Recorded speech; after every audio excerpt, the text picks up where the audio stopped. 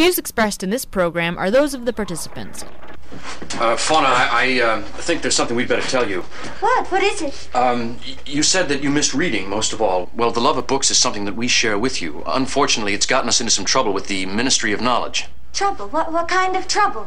Well, there are some books which we didn't know had been banned, and the police found them in our house. They were going to punish you for reading? No, actually, see, it was the ideas in a book that some people felt challenged their whole way of life. But surely it can't be against the law to think.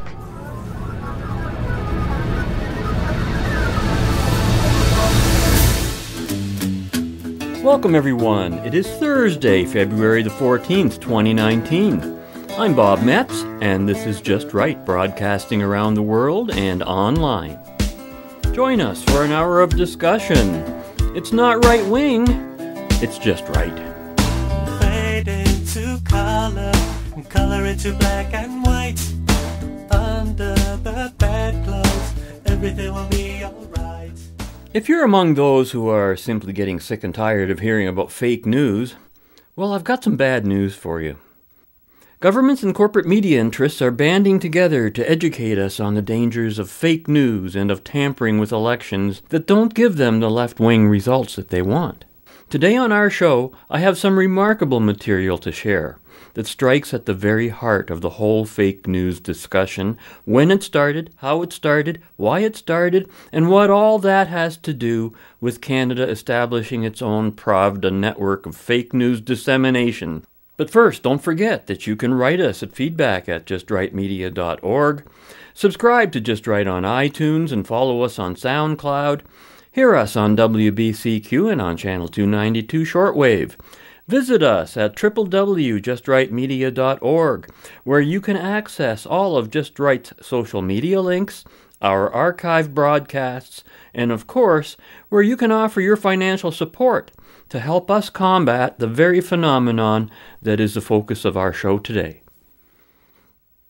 I sifted through a lot of very disturbing material and research for today's show about a theme that the left pretends to treat lightly and superficially, when everything for the left depends on this being taken very seriously. The fake news phenomenon and the whole issue of related censorship attempts, both by the state and by private interests.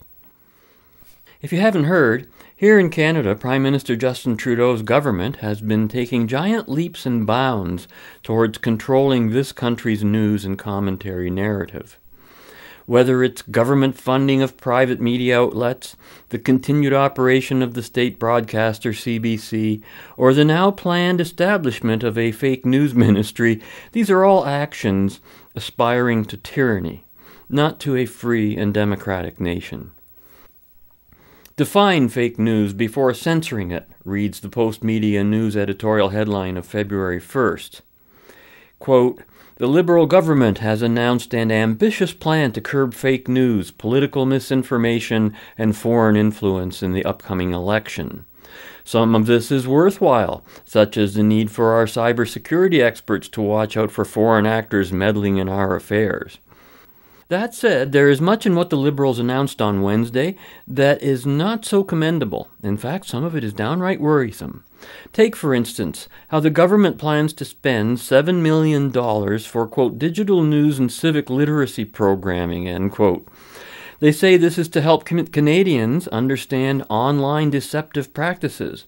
But then they go on to explain it will teach people to critically assess online news reporting and editorials.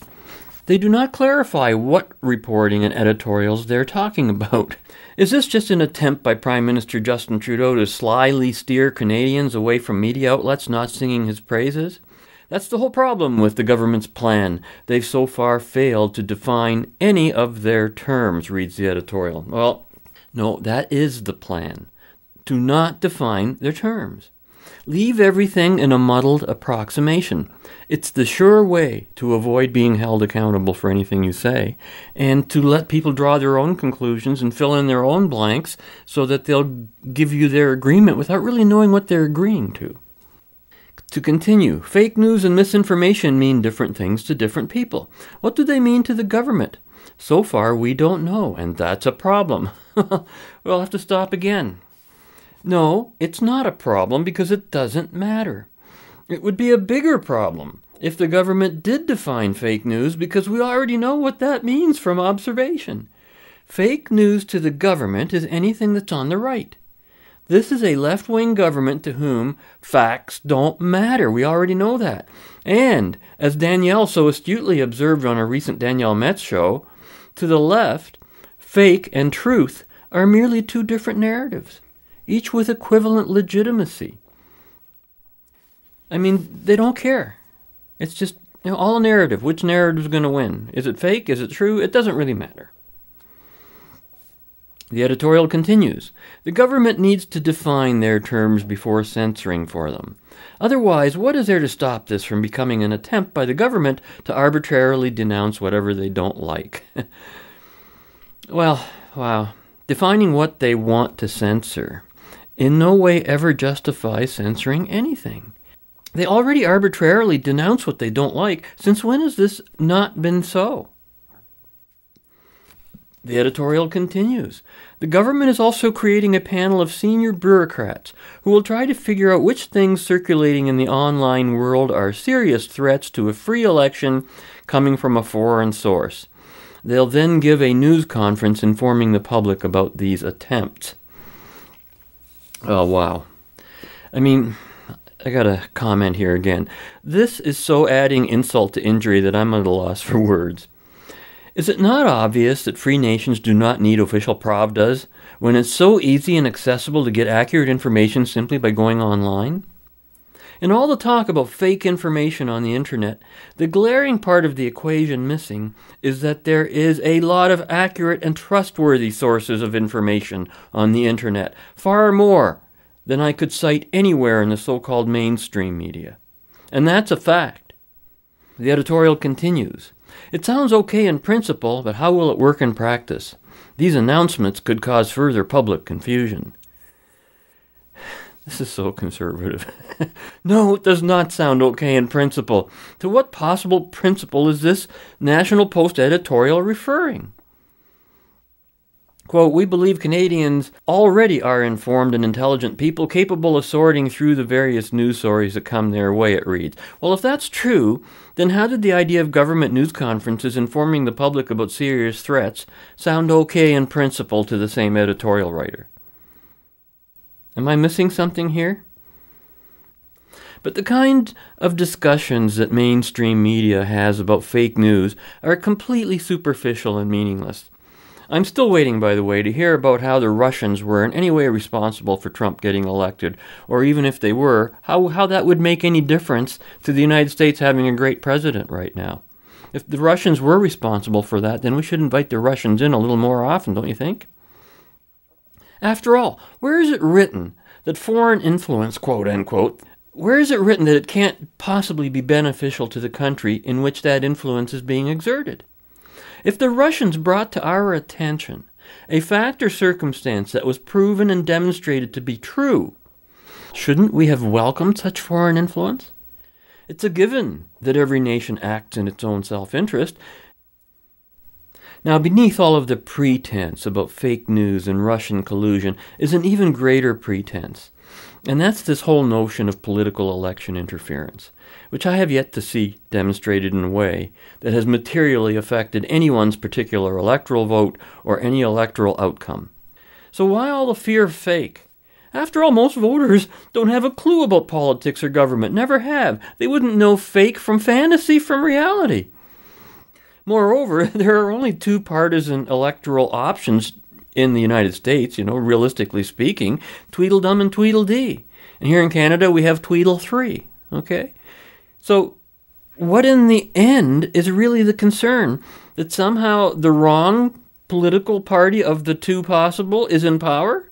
And that's unfair because of influences that may have come from beyond the electoral boundaries of an election contest? I don't get it. There are only two choices, Republican and Democrat. And whether a party wins an election because of reality or because of perception is hardly an issue. 99% of the time, it's all about perception. So why does fake news even matter? What all this tells me is that there's a huge divide between what the people think and want their governments to do, and what the government thinks and wants to force the people to do. Now, on this side of our upcoming bumper, from a January 11th CJBK AM 1290 roundtable discussion about seniors spreading fake news, this is an example of the superficiality and dismissive attitudes towards fake news that is routinely expressed by those on the left. But coming back on the other side of the bumper, contrast what we're about to hear with what we'll hear from, of all people, Faith Goldie, who has had her own share of trials and tribulations with the establishment's censors and censorship. Her concerns are serious and considered, yet she is among those we're supposed to fear in the wake of fake news. All right, this is a great story. Fake news. We all know what it is now. And it turns out seniors are guilty of spreading fake news the most. People over the age of 65 were most likely to share false news stories in the run-up to the 2016 presidential election. The study tracked 1,300 willing participants. This is important to point out when it comes to Facebook these days. Yeah. And they tracked them, and it turned out that the people over age 65 were most likely to spread that kind of news. Is that surprising? I'm shocked. No, I'm not at all. Older people not vetting their sources. And then also on Facebook, they still think that as soon as it comes up that it's got to be true, right? I've heard that from people. Or you hear people talk about something, like you overhear them talking about it, and you're like, that is not even close to the truth. And then you realize that they just overheard somebody else talking. There was an older lady I used to work with who overheard a doctor talking about a cancer diagnosis. Wasn't about her, but she went home and told her whole family and told everyone that she had cancer, and it ended up she didn't. But it was just one of those things she overheard, she got confused, and then so it's one of those things. I guess I'm not shocked at all. No. I'm with Ken. I think that kids, like I think about my kids and their age, they screen stuff. Like if they see something, the first thing they do is Google, they start to research and try and figure out the answer. But I think most other people are just like, forward, send. I think the default setting for young people is doubt. And I think the default setting for older people is belief. I think, why would someone go out of their way to make something up and put it on the internet? Whereas young people are like, that's what the internet is. I don't know. That's a really naive way of looking at things. I think that older people are more skeptical, and they're really rooted in their beliefs. Like this, to me, it's Facebook, but it's a different version of the porch. You know? Well, maybe it's bunch of people getting together on the porch just spreading lies about the Williamsons. True. They are a terrible family. The Williamsons are awful. Yeah, no, but maybe that's because that's how that generation got the news, right? You would get a newspaper, you'd see it on the news, and so you took that as fact. So when you see something come across, maybe you just don't doubt it as much. I don't know. But I think so. My parents are older, and they are skeptical, and they do look at things, so they wouldn't fall into that category. Yeah, we're making real generalizations here because your parents are like that. My parents are just gullible as all heck. They will, if they see it, if it's on the internet, if it's a printed word, then it's probably true. They would believe it. I think there's an age where it's like, because I think of my kids even when they were 10 or 11, and everything they read, or if a teacher told them something, it had to be true. It's true. And we would have these conversations where I'm like, that's not necessarily fact. So I think there's like this age where you believe, and then you become skeptical, and then somewhere in there at some point you go, okay, maybe it's there. There must be some truth behind it. So it's like, where does that start to shift and falter, like where people start to become cynical again? Yeah. And how do you talk them out of it, right? Like Ken's parents, how many times have you had that conversation with I've them? stopped. I used to, my mother would share something directly from Facebook, and it was like, not even from Facebook. She would just, post something that's completely wrong. And then I would send her a message. I'm like, hey, Mom, where did you read that? Oh, I saw it on the side of Facebook. I'm like, oh, no. Oh, in the ad sections. Yeah. Exactly. Melissa McCarthy was arrested yesterday. I can't believe it. I'm like, no, Mom, that's not. Do just a tiny bit of research. So I've just stopped. I've given up. It's going to happen, so I let it happen.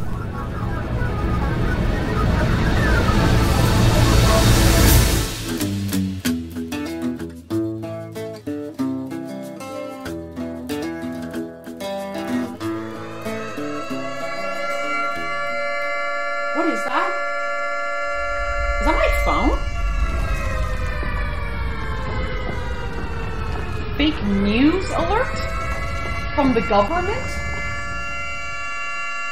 What am I supposed to do?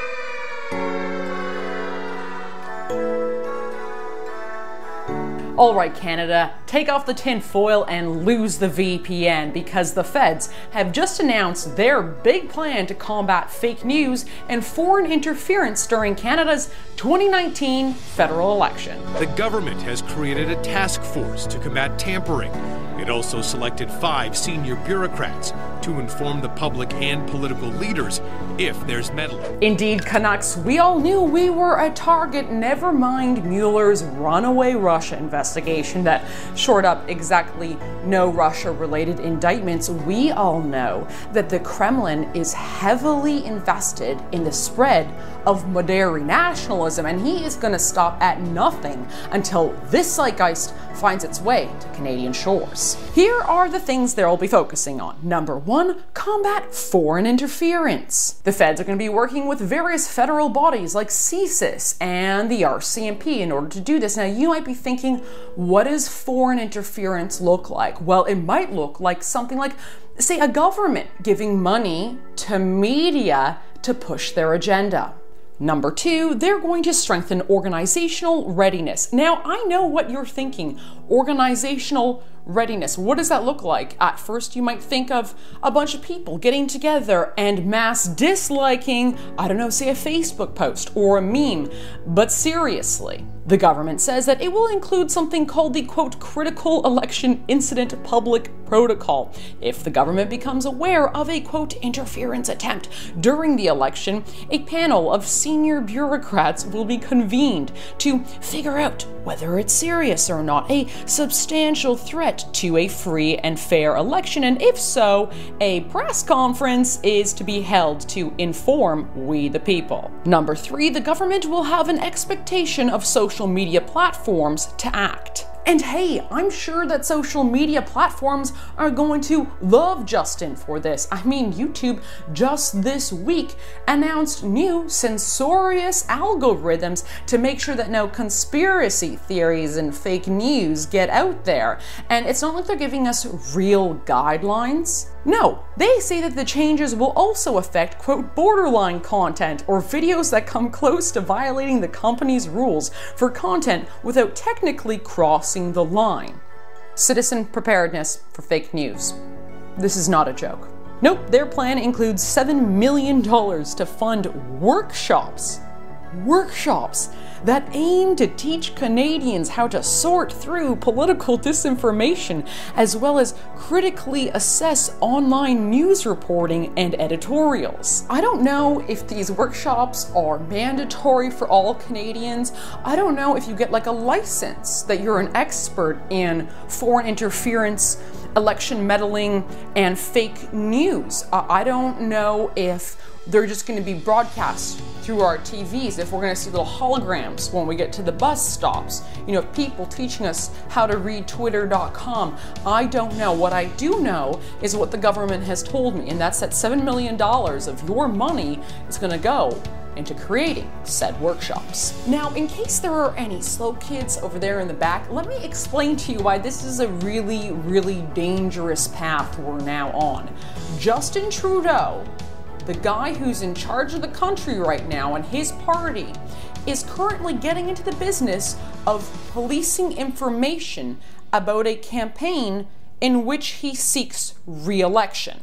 This is a massive conflict of interest. Secondly, literally, what is fake news? I think CBC is fake news. They think I am fake news. There's no legal definition. How expansive should our definition be? Just articles? What about memes or tweets or just a mean chirp? Things said on Facebook, for instance. And why should we trust a panel handpicked by the Prime Minister to decide for us? Thirdly, what qualifies as foreign interference? I'm not trying to be facetious over here, but if we do not have something, say, like a strict definition, like a head of state or a state body actually directly influencing an election, or a coup for that matter, then what are our markers? What if just enough American IP addresses retweet the same thing that's critical of the Prime Minister? Does that count as foreign interference? Lastly, what are the implications of our government working with an untold amount of social media organizations to try to shut down fake news at a time when what qualifies as news and journalism has frankly become more democratized than ever? There is no doubt a tremendous amount of people who identify, if you will, as journalists who are also just members of the public at large.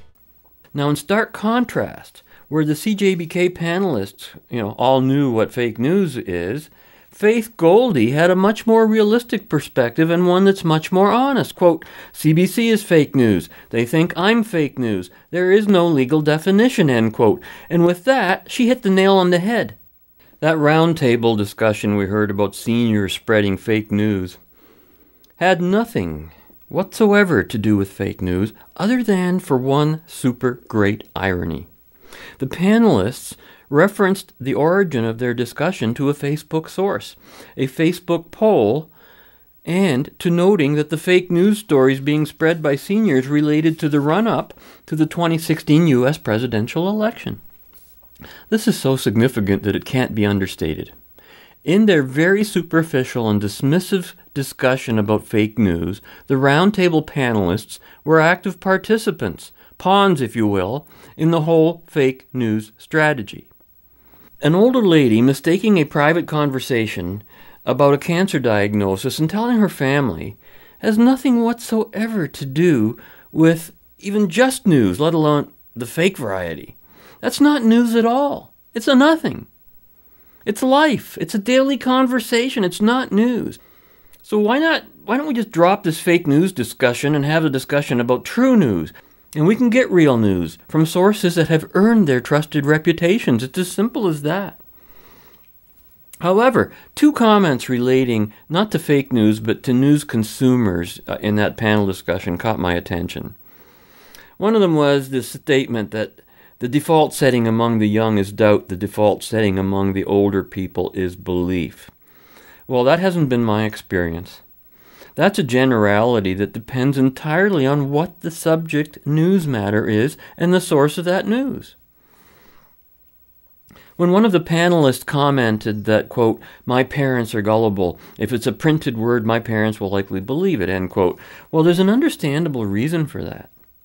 First, in the days when things were printed, when the news was mainly printed, the source of that news could be held accountable.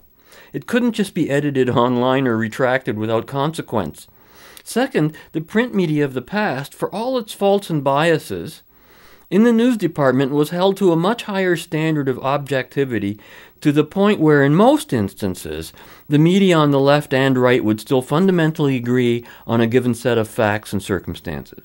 Today, that is no longer the case. We live in the age where facts don't matter, and that's a reality that seniors, in particular, are still having a tough time accepting. But here's an opinion piece that really got me going. This is from the Globe and Mail of February 8th. Headline, Canada's plan to counter foreign interference is a good start, but the work's not done, written by Marcus Kolga. Just for the record, I'm going to read the whole thing through. I disagree with every word in here, and I'll tell you why when I'm done. Quote, for Western nations, the threat of foreign interference doesn't just mean bad actors working to affect the outcome of an election, but also the systematic undermining of our democracy by sowing discord and breaking down trust in our institutions, media, and society. And with a federal election looming, Canada needs to know it is a target for the kind of attacks we've already seen in Europe and the United States in recent years.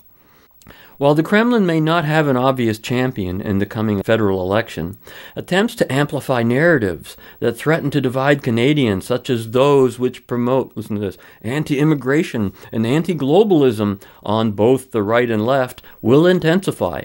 Measures announced last week by the Liberal government to address threats of foreign interference and disinformation targeting Canadian democracy and elections set a very good foundation for defending Canadian democracy against malign foreign interference. Regulations and specific details about how to curb the spread of disinformation on social media, for instance, are missing from the plan. These platforms have demonstrated a lack of commitment to counter attempts by foreign actors to spread propaganda. Adjusting platform and search algorithms to minimize the promotion of disinformation from known sources is also required. One of the most important features of the government strategy is funding for digital media literacy awareness and efforts to promote critical thinking when consuming news from various social media platforms. Encouraging Canadians to diversify their media consumption and to do so through a critical lens will help build a healthy media environment that is resistant to the threat of foreign disinformation. It's an uphill battle, but we need to start somewhere. The government's proposed national task force, made up of Canada's major law enforcement and intelligence agencies, should also provide the effective monitoring and analysis that is required for an effective counter-disinformation campaign. I can't believe what I'm reading. The task force will alert other senior officials, as well as a, quote, critical election incident protocol group, end quote, which is tasked with deciding when to inform the public of attempts to directly interfere with our elections. But a much-needed early warning system that speaks to the broader public is needed too. Canada should consider following the European model, where alerts and weekly digests of disinformation campaigns are published on an official website called EU versus Disinfo to forecast, address, and respond to pro-Kremlin disinformation. By working with our allies in NATO and the Group of Seven, as well as civil society groups and activists in Canada, such preemptive systems can be developed to alert Canadians to current disinformation and other forms of cyber attacks. Raising awareness of NGOs that represent foreign interests as well as their domestic supporters must also be a core government priority, so Canadian media, policymakers, and the public can make informed choices on important issues. Finally, the government response includes advising federal political parties about security protocols and disinformation, but this will require significant involvement in order to build trust and eliminate any doubt about partisan intent. And if they fail to do so, the stakes are high. Foreign and domestic disinformation actors can seize on these uncertainties in their efforts to break down trust in our system. The granting of high-level security clearance for representatives from each federal party is a good first step too, but it is vitally important that federal party representatives also meet with each other on a scheduled basis, like the German system, in order to maintain ongoing understanding and to reinforce overall trust both during and beyond the writ period. The government strategies are a welcome start, but their success and our democracy depend on effective coordination and transparently non-partisan implementation strategy, as well as additional measures to keep Canadians alert to all attempts to interfere with our democratic processes, end quote. My Lord, have you ever heard such BS? This is blithering crap. This article is fake opinion to the core. Fake, fake, fake. It strikes me as it's pure propaganda. It's the kind of thing you might expect from a media source that's getting paid by government subsidies, maybe. Notice what's cited as fake news. Talk about anti-immigration and anti-globalism, which he lyingly attributes to both the right and left. But it's the left alone that would use the terms anti-immigration when we all know the concern is illegal, uncontrolled immigration, or anti-globalism when we all know the real concern is national sovereignty, identity, and self-determination. This editorial is evil, and it appeared in the pages of the Globe and Mail. The writer is described as a documentary filmmaker, human rights activist, and Russian disinformation expert. He's a senior fellow at the, get this, Macdonald Laurier Institute Center for Advancing Canadian Interest Abroad. He's a foreign influencer by profession. Can anyone spell hypocrisy here? You know, a quicker and more honest way to achieve the results advocated by this writer would simply be to shut down all social media news outlets and simply let the government take over with its own brand of lying pravda. That's what he's calling for. This fake commentary, printed in the pages of a newspaper, the Globe and Mail, you know, is hilarious. A paper that will assumedly be among the recipients of the Trudeau government's propaganda spending on fake ideologies, fake news, and fake democracy, you know? You know, the irony currently is that Trudeau is accusing the Globe and Mail of printing false allegations about his SNC Lavalin scandal that's capturing the attention of Canadian media these days. So I wonder, does that now mean that those appointed 5 senior bureaucrats must now call a press conference and warn us about the fake news coming from the Globe and Mail about this scandal? That I'd like to see. The writer is calling to put shows like Just Right out of existence entirely. You know, he complains that, quote, how to curb the spread of disinformation on social media, for instance, are missing from the plan. Adjusting platform and search algorithms to minimize the promotion of disinformation from known sources is also required, end quote. Well, Just Right has already been adjusted by this very tactic, and we gave you the disgusting details on some past broadcasts.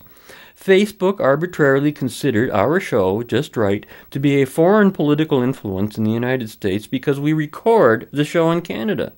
Apparently, our website being in the United States and our show being broadcast on WBCQ in Monticello, Maine, does not qualify as being in America. Of course, it's none of those things. It's just Facebook being dishonest and arbitrary about its motives. I noticed this article from Bloomberg News and the London Free Press. Zuckerberg on sidelines as Facebook shares slide. This is from January 4th, 2019. Quote, Mark Zuckerberg's multi-billion-dollar stock sale ground to a halt in the final months of 2018. The Facebook Inc. co-founder didn't sell a single share in the fourth quarter when the social media company's stock tumbled 20% amid a broader market rout. Facebook shares have dropped about 38% from a record US of 218.62 on July 25th as the firm faced mounting criticism over its handling of user data and policing of content. Those issues will take years to fix, Zuckerberg has said, end quote. Well, that's very interesting to say the least. Before Facebook began to refuse our paid attempts to promote this show on Facebook, we had no problem boosting our promotions to an American audience. Then suddenly, and without any justification, except for the generalized crap we're hearing about fake news and the kind of advice we just read in this editorial, we were no longer permitted to boost our show to American audiences. Foreign influence, don't you know? But cite me one fake thing that we've ever broadcast on our hundreds and hundreds of broadcasts to help me understand why Americans have to be protected from this show. So you can well imagine how loudly I laughed when reading about Facebook's share slide. Since refusing to accept our money to promote Just Right on Facebook, and since we stopped advertising on Facebook entirely, hello, no wonder you're losing money. Other people are doing the same thing. Facebook has increased its solicitations to us, encouraging us to boost our shows. But when we do that, we get a rejection notice. Why are they bothering us with their ads? Don't they have algorithms to tell them that we're to be avoided? Haven't they put that in their system? Something is seriously wrong with Facebook, and it sounds like Zuckerberg is going to take years to fix it, probably because it'll take years before the next election occurs. But all of this is just a tip of a huge iceberg, and it's time to get to the root of the problem. Whatever you're doing right now, this is a time to sit still, sit down, and take notice of what you are about to hear. Over the next 10 minutes or so, you will learn the truth, the facts, verifiable from a most credible source about what fake news is, who invented the term as we hear it today. And it only takes one person who actually knows what they're talking about to destroy the fake news and lies of millions. That person is Cheryl Atkinson, who spoke at Hillsdale College on April 11th of last year, and I strongly urge all of you to check out her entire presentation, which is something that needs to be heard by every citizen in North America. Our first speaker this morning is Cheryl Atkinson. She's an Emmy Award-winning investigative journalist and the host of Sinclair Broadcast Group's Sunday morning news program, Full Measure. Previously, she has been a correspondent for CBS News and an anchor and correspondent for CNN. For 5 years while at CBS, she hosted Health Week, a half-hour weekly medical news magazine on PBS. She's a graduate of the University of Florida College of Journalism and Communications, and she spent the early part of her career working in local news as a reporter and anchor and producer in Florida and Ohio. She's received multiple awards for her work, in addition to her Emmys. These include the Barbara Olson Award for Excellence and Independence in Journalism and the Edward R. Murrow Award for Excellence in Investigative Reporting. In the midst of her excellent reporting work, she also finds time to write. She is the co-author of a college textbook and author of 2 bestsellers. The most recent of these is The Smear: How Shady Political Operatives and Fake News Control What You See, What You Think, and How You Vote. Fake news is the subject of her talk this morning. Please welcome to the podium Cheryl Atkinson. So the subject of the talk was requested that I speak about is fake news a myth? And I thought I'd begin with an informal fake news survey. So question number 1 is going to be, when do you think the term fake news in its modern context started being used and argued about? Number 2, who invented the phrase fake news in its modern context? I have some information for you all today that will surprise you. I, too, was surprised. The answer to the question is fake news first arose in its modern context, as far as I can tell, about 2 months before the election. It seemed like we've been talking about it for years. We had not been. I did a pretty thorough search on this. As I researched for my book, looking for the origins of this, I was surprised, too. I remember, though, looking back, that I first heard a hint of it when President Obama gave a speech, and it was on October 13th, 2016 at Carnegie Mellon. In this speech, he insisted that somebody needed to step in and curate information in the wild, wild west media environment. I thought it was strange because literally, absolutely nobody was asking for any such thing. People in the public were not saying, please government or please third parties step in and curate my information for me. But I knew it was no accident or off-the-cuff remark, because when the president makes a speech like that and comes up with an idea, it's an initiative, it's an agenda. So what was it, I wondered? In whose interest did this notion serve? My question was, who wanted to control the information we were receiving on the internet and on the news, and why? If you think about it, the internet is really kind of the last bastion where you can get every kind of idea imaginable, for better or for worse, uncensored. So if the government, for example, were to try to shape or censor a topic, well, the internet is the great equalizer. If the government or the corporations or the news media were to try to controversialize certain topics or censor them, well, you can still go and exchange these ideas on the internet. Who is it who doesn't want that to be the case, is the question. But why didn't we call any of this fake news? When did that begin, and why? Well, the first widespread use of the phrase in its modern context that I could find was exactly 1 month before that President Obama speech at Carnegie Mellon. On September 13th, 2016, a nonprofit called First Draft announced a partnership to tackle malicious hoaxes and fake news reports. It seemed to be a legitimate thing. They said the goal was to separate wheat from chaff and to prevent unproven conspiracy talk from figuring prominently in internet searches, to relegate today's version of the alien baby story to a special internet oblivion. Then came President Obama's speech. The topic of fake news suddenly dominated headlines from this point on every day. I mean, it seemed to me as if the media had been given its marching orders. Fake news, they insisted, was an imminent threat to American democracy. In November, a month later, President Obama continued his hard sell against fake news. This is 2016. He said in a speech, if we are not serious about facts and what's true and what's not, we can't discriminate between serious arguments and propaganda, then we have problems. If everything seems to be the same, no distinctions are made, then we won't know what to protect. We won't know what to fight for. I didn't know what he was talking about. Mind you, this was all the beginning of the campaign that we soon saw to aggressively fact-check not only some in the news media, but every word that Trump utters or tweets. Not his predecessors or his opponents, mind you, but Trump. And it was also the beginning of the push that we saw for Facebook and Twitter and other third parties to judge and call out supposedly fake news. But as a reporter who studied the industry that seeks to manipulate us on behalf of paid interests, I know that few themes that arise on the news or few themes distributed through politicians arise organically.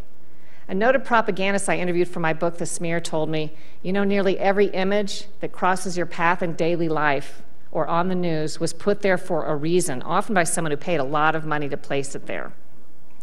My question was the whole anti-fake news campaign an attempt to shape our views and limit our access to certain information by labeling selected websites and stories as fake and controversializing them?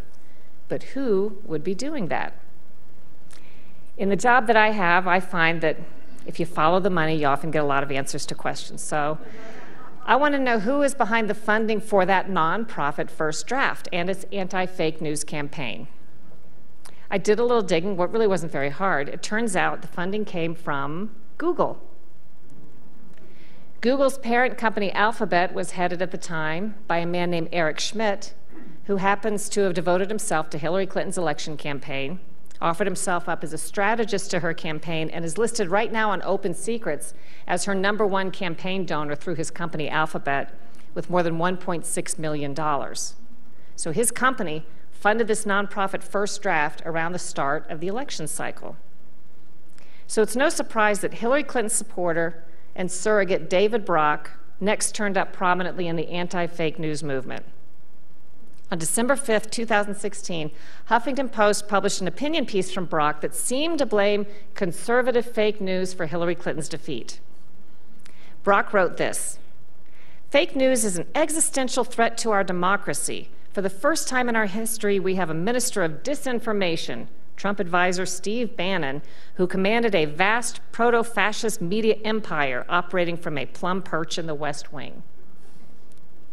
The next day, Brock held a conference call detailing his plans to remake his flagship smear group Media Matters into something new, an effort that pivoted from being a Fox antagonist, he said, into an arbiter of what he called alt-right fake news outlets, all conservative, of course. Brock announced that he would be working personally to pressure Facebook and Google to better filter out fake news. The first order of business, he said, is for some of these companies to adopt standards and clean their own house.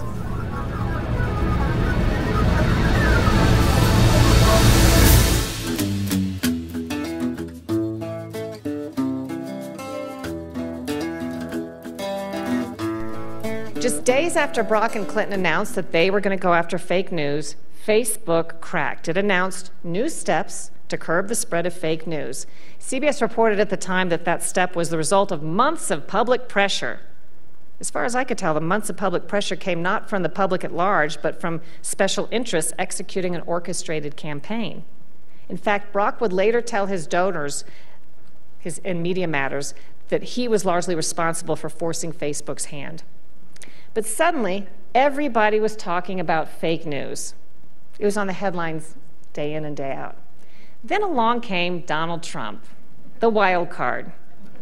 Probably the only politician that could have or would have been able to change this dynamic and kind of turn the campaign on its head. Each time advocates cried fake news, Donald Trump called them fake news. He made it his rallying cry at rallies, and he called out CNN. Trump redefined it, basically. Fake news, he said, was mainstream news organizations reporting false information or making mistakes due to sloppiness or bias. So now the right had its definition, the left had its definition. Meantime, Trump kept up the drumbeat and worked his supporters into a frenzy with his own campaign against his definition of fake news. He managed to co-opt the term so completely that this kind of cracked me up. In January of 2017, even some of the entities that were originally promoting the phrase started running from it and crying uncle.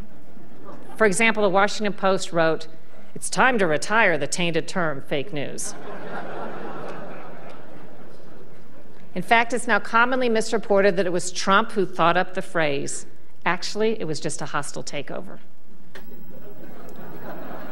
Trump is pure genius, and I'll say it again until I have reason to say different. Best president ever in my lifetime. And on the fake news front, Trump pulled off a hostile epistemological takeover. I love it. Define or be defined. Trump did exactly that by defining fake news as, quote, mainstream organizations reporting false information or making mistakes due to sloppiness or bias. Now, the first of two key concepts here is mainstream organizations.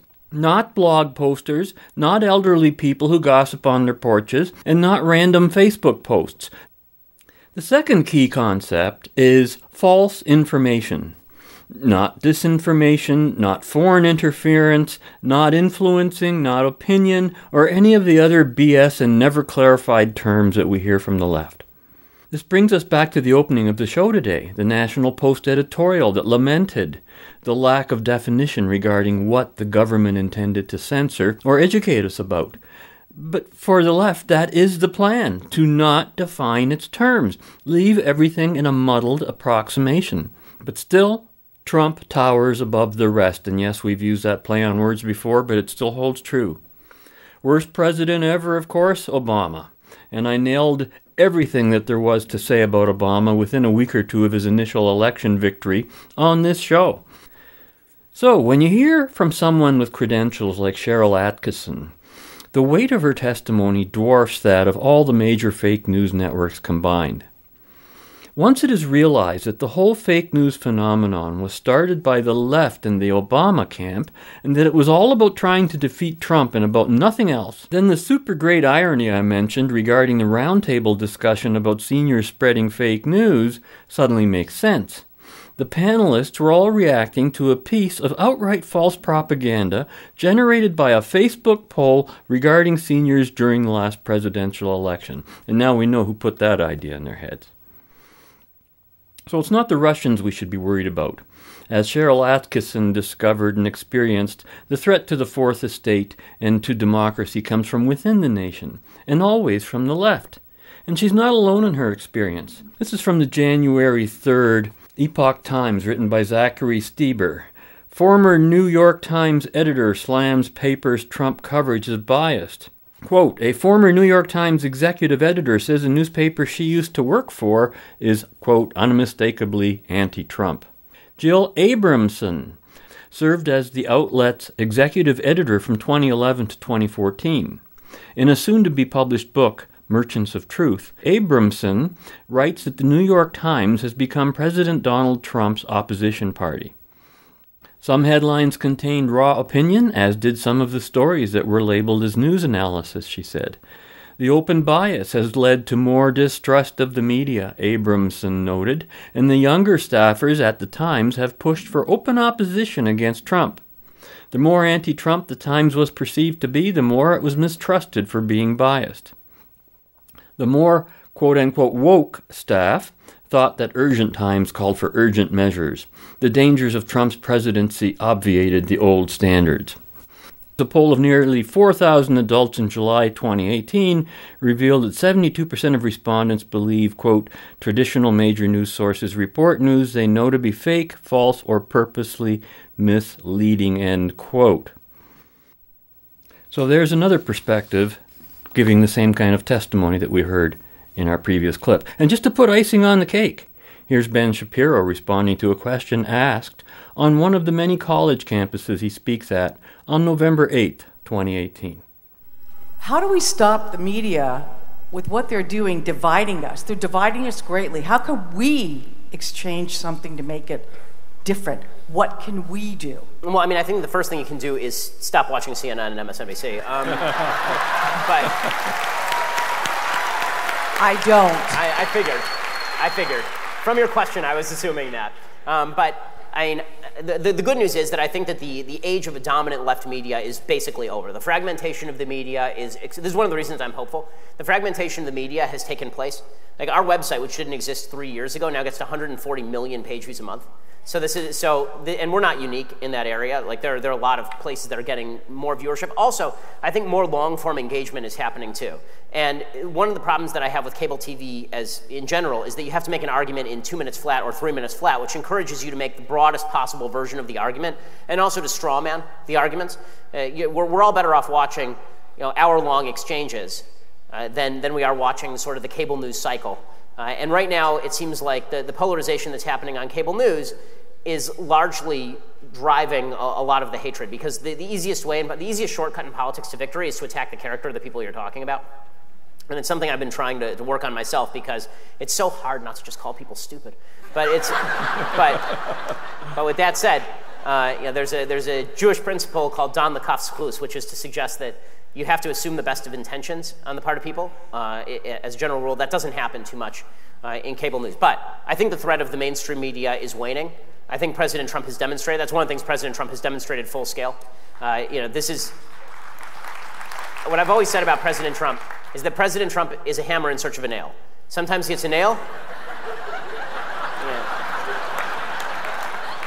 Sometimes he hits a nail, sometimes he hits a baby. But when he hits when he hits a nail, it's deeply satisfying. And when he's hitting the media for being dishonest, it's obvious that they are not only being dishonest in how they cover some stories, but that they are dishonest about their central reason for being. They say that they're there to objectively cover the truth, and they are not, which is why there's a poll just last week showing that, well, 58% of Americans didn't trust President Trump to tell the truth. 64% of Americans thought that the media were more polarizing than Trump, which is an amazing statistic.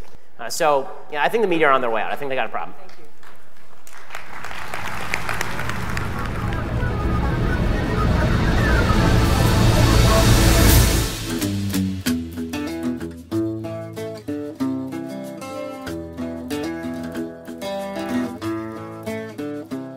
Let's be very clear. To be sure, the right to free press is enshrined in our Charter of Rights and Freedoms. And for good reason. It's how we, the people, are able to shine a microscope onto our government proceedings. It's how we keep them accountable and are able to criticize them freely. So to keep a good sort of democratic hygiene to this place. And let's say that truly fake news does come out, a real lie, provable lie about an individual or a political party or about the proceedings of some historical event. Canada already has libel and defamation laws on our books. So what gives? Why spend millions of taxpayer dollars for this new censorious wrong-think, let's be honest, panel? Well, of course, we already know the answer. It's because the Prime Minister is now trying to target, members of the non-mainstream media who he can't just buy off. And that's something that we should be very concerned about, because without freedom of the press and freedom of thought and expression, yes, including online, our entire democracy is at risk. Consider the contrast between Faith Goldie's conclusion that our entire democracy is at risk because of the Trudeau government's initiatives, and Globe and Mail editorialist Marcus Kolga, who concluded that our entire democracy is at risk if we don't enact the Trudeau government initiatives. And he even says those initiatives don't go far enough. Shapiro's optimism about the left-wing media breaking down would be something I would share were it not for the fact that the leftist governments both in Canada and the US are now taking state action against media freedom. It's precisely because the left is beginning to lose that it will cheat and lie. This is the side of the political polarity, remember, to whom facts don't matter, and they've pretty much said so already. Now, Marcus Kolga referred to an official European website called EU versus Disinfo as a source for ferreting out fake news. But you don't need governments to set up such sites. And when they do, they're even more suspect than a lot of the fake news itself. www.hoax.news, and there's an example of a private website, and here's an article from there by Ethan Huff, published January 24th with a heading Fake BuzzFeed. And it reads, quote, "We're not even through the month of January and the mainstream media has already been caught in at least 4 fake news reporting scandals thus far this year. Most recently and notably the Covington High School fiasco at the Lincoln Memorial.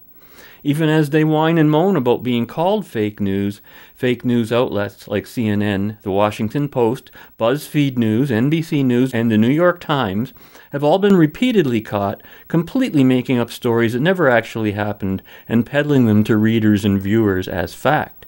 The following are the 4 most notable fake news stories to hit airwaves and print over the past several weeks. 1. Not a single conservative was outraged over some stupid video of Alexandria Ocasio-Cortez dancing. At the start of 2019, a wave of fake news outlets suddenly began reporting that conservatives were outraged over a video clip that nobody actually watched. The premise of this fake news was that conservatives were trying to embarrass the socialists by sharing the video, and that it backfired, to quote Reuters, CNN, and others. But there's just one problem. No conservatives even watched the video, let alone tried to share it in an attempt to embarrass the New York representative. In other words, it was a completely made-up attempt by fake news to claim some kind of lame gotcha moment against conservatives. Number 2, there's no evidence that Lindsey Graham only supports President Trump because of secret proof he's a closet homosexual. Roughly 9 days after spreading the ACO hoax, the mainstream media decided to manufacture another fake news headline, this time taking aim at Senator Lindsey Graham. The premise of this fake news hoax is that Graham only supports President Trump because the commander-in-chief has secret evidence that Graham is a closet homosexual.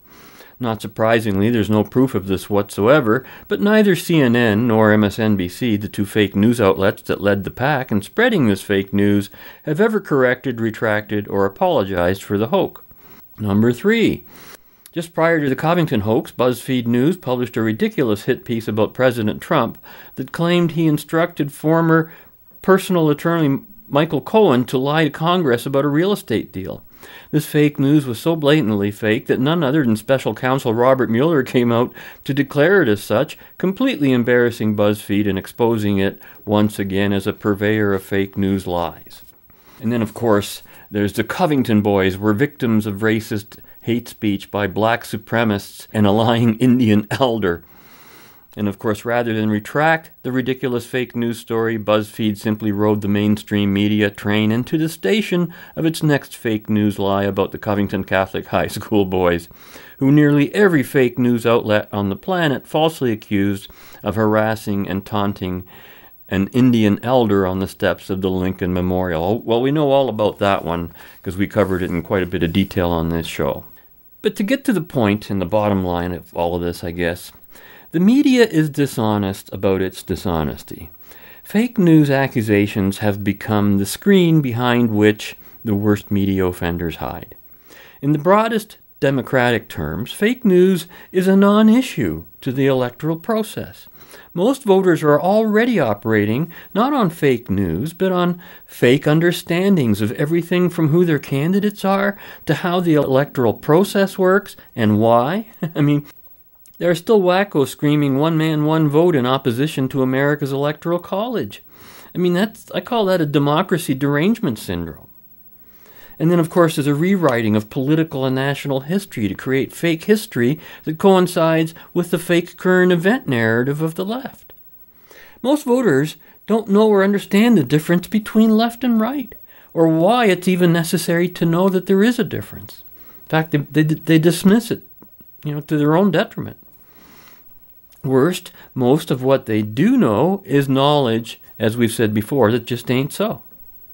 Ain't so much what people don't know that gets them into trouble, it's what they do know that just ain't so. Doesn't that speak to fake news right to the heart? And the great irony of that saying in today's context is that it's most applicable to those who believe in the mainstream media. It's far less applicable to those who go shopping for alternative coverage and views online. It's not elections that the left is concerned about. It's ideas. Like our Planet of the Apes opener today, the individual's ability to think independently and for himself is the greatest threat to anyone who's a collectivist and sees other individuals as mere pieces of some collective. So, fake off already and get real.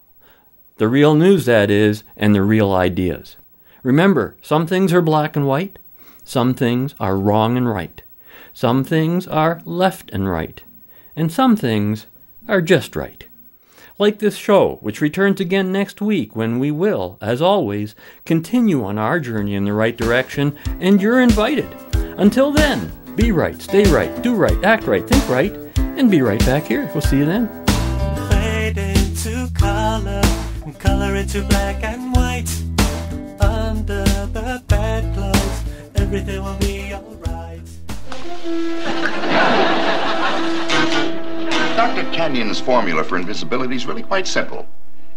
All objects reflect or refract light waves. The formula merely changes the absorption ratio so the optic nerve is unable to transmit light impulses to the cerebellum, thus rendering anything it touches imperceptible. Well, that's easy for you to say.